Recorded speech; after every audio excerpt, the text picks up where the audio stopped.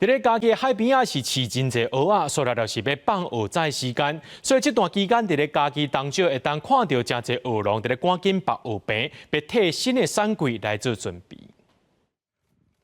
用蚵索来甲底啊固定好安，每一个相接的所在拢爱一个拔。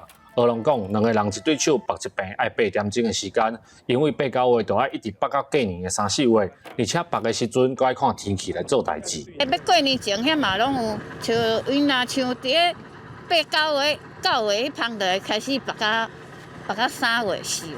好天就是出海啊，啊你歹天就是你就是爱拔边啊，无你无拔边啊，你边啊无做来处理啊，你免哪去发财啊。拔好的蚵饼啊，一柄用船拖去要放的所在。蚵农讲，浸伫海面的饼啊，加计使用2吨到3吨，有时阵搁爱炸材料直接伫海上来修理蚵饼啊。若是拄着风台来破坏，对因来讲拢是真严重的损失。不如讲你一边蚵仔，你伫海蚵仔已经收了啊，但是你无可能搁再拖倒来厝的精力嘛？你是毋是着爱这个搁早去海，搁去海加强？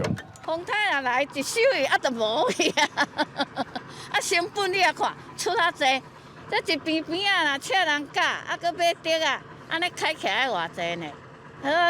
这个成本哦，安尼一边哦，爱4万块呢。蚵农讲，饲50柄蚵仔，蚵饼仔的成本就要150万以上，拔新饼仔的钱要2吨才赚会倒来。若是拄着风台，若无蚵仔通收，连饼仔的钱拢赚袂倒来，因此会当扼慢家己拔的蚵饼仔，才会条海涌伫未来会当继续来使用。记者林慧婷，家己报道。